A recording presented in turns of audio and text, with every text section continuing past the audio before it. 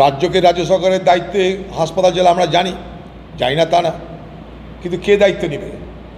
যেখানে সরকারের তরফ থেকে যারা প্রতিনিধি, যারা সরকারের রোগী কল্যাণ সমিতির মাথা, যারা বড় বড় কলেজের বড় বড় পদে বসে আছেন, আজকে তারা যদি এই ঘটনা ঘটায় তাহলে কার কি বলার আছে?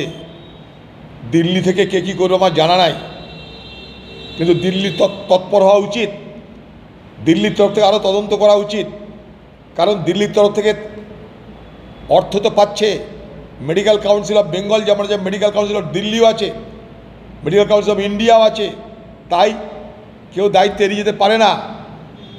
আজকে পশ্চিমবঙ্গের মেডিকেল কলেজগুলোতে ছাত্র এবং ছাত্রীদের বিরুদ্ধে যে সমস্ত ঘটনার কথা বেরিয়ে আসছে, তাতে মর্মাহত শুধু নয়, বাংলার মানুষ হিসাবে নিজেকে পরিচয় দিতে লজ্জা লাগছে।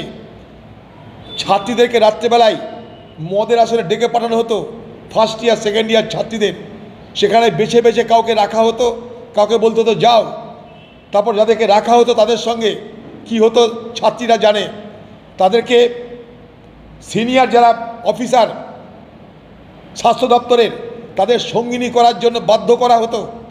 যদি না তাতে রাজি হতো, যদি ছাত্রীরা রাজি না হতো শয্যা সঙ্গিনী হতে বা তাদের আনন্দের রসদ না করতে, তাহলে তাদের পরীক্ষায় ফেল করে দেওয়া হতো, তাদেরকে ডাক্তার হওয়ার সুযোগ থেকে বঞ্চিত করে দেওয়া হতো। গ্রাম বাংলা থেকে গরিব পরিবারের ছেলেমেয়েরা ঘটি বাটি সম্পত্তি বিক্রি করে আজকে পড়তে যাচ্ছে, তাদের হোস্টেলে থাকতে হয়। সেই হোস্টেলের মধ্যে যদি এই ধরনের ঘৃণ্য ঘটনা ঘটে, এই ধরনের ঘৃণ্য অপরাধ ঘটে, যৌন শোষণ হয়, তাহলে বাংলার ছাত্রছাত্রীরা কোথায় যাবে? এর তদন্ত কে করবে?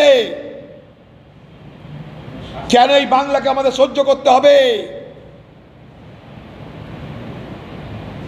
একটা পরীক্ষায় ফেল পাস করানোর সময় প্রশ্নপত্র বিক্রি হচ্ছে, উত্তরপত্র বিক্রি হচ্ছে, সেটা তো আছেই। তার সঙ্গে সঙ্গে আমাদের ঘরের মেয়েদেরকে যৌন শোষণ যদি করা হয়, তাহলে কোথায় যাবে বাংলার মা বোনেরা? কোথায় যাব আমরা? বাংলার ছাত্রছাত্রীদের বলতে চাই যে কাউকে যদি না পান, কমসে কম আমাদেরকে খবর দিন। আমরা আমাদের ক্ষুদ্র শক্তি নিয়ে আপনাদের পাশে দাঁড়াবো, তাদের প্রাণ বিসর্জন দিতে হয়, প্রাণ বিসর্জন দিব, মাথায় রাখবেন। কোনো বাজে কথা বলছি না, কোনো আতিশয্য করছি না, সহ্য হচ্ছে না তাই কথা বলছি। আমাদের ঘরের মেয়েদেরকে এইভাবে যৌন শোষণ মানতে রাজি নই।